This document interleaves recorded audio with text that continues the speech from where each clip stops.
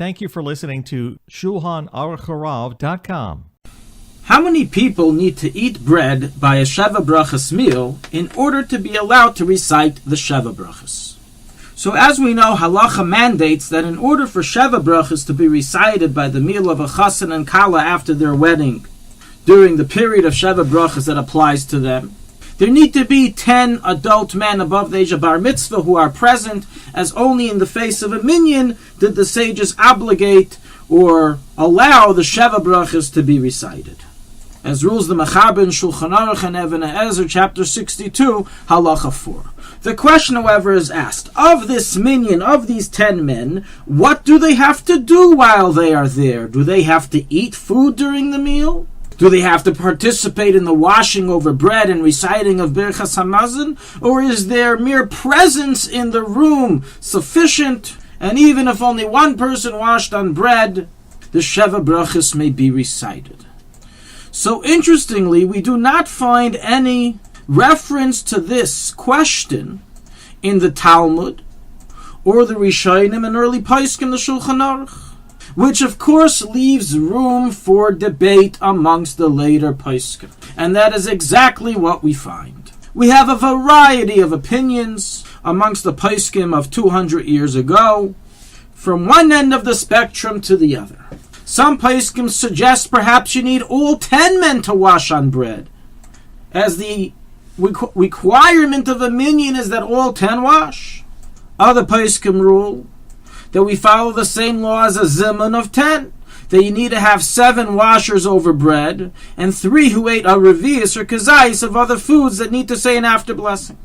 Other poskim say you need to only have 6. Other poskim say 3 people who wash, 3 people who ate something else, and the other 4 don't have to eat anything.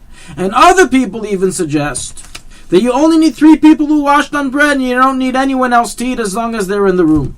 Practically, how do we rule? So in the general rule regarding blessings, we apply Safek brachos lahakel, that in a case of question or doubt you do without, and therefore the accepted ruling and custom that we follow for Sheva Brachos is to equate the laws of Sheva Brachos to that of a zimun with Elikenu, as rules the second approach in the poskim that we mentioned. This is the opinion of Birchas Habayis, chapter 62, halacha 19, and other poskim.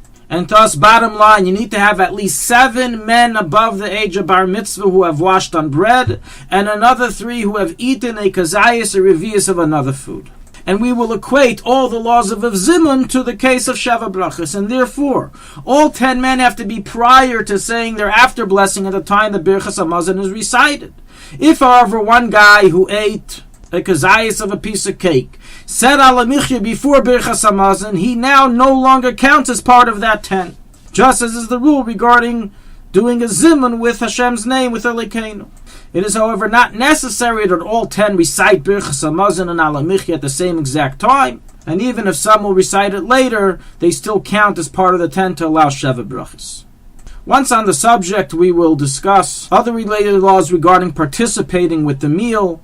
Participating in the eating and the washing. Must the panim chadashos eat at the meal? As we know, Sheva Brachos can only be recited during weekdays if there is a new guest that has not been to the wedding present at this meal.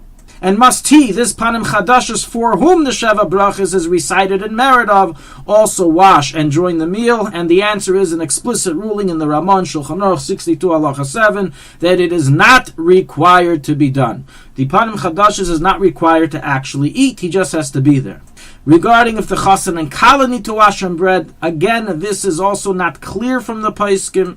That is the earlier poskim, and practically, while the subject is open for debate, the poskim rule that they are to wash on bread and join the meal, as the entire Sheva Brachos is said due to the meal, and therefore they have to join it for it to be justified. So rules of Shlomo Kluger and Aleph Lecha Shlomo and Poske Dereinu of Eliezer Waldenberg and Sitz Eliezer and Yabia Oim of Avad Yosef.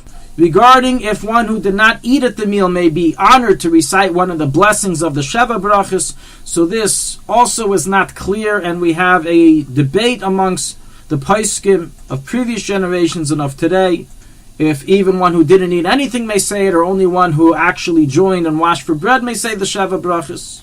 And practically many are accustomed to honor anyone who joined the meal, who ate by the meal, even if they didn't necessarily wash on bread. Each person is to follow their Rav in these matters. Thank you for listening to Shulchanaruchharav.com. Our free services of making Torah knowledge available to the public depends on donors like you.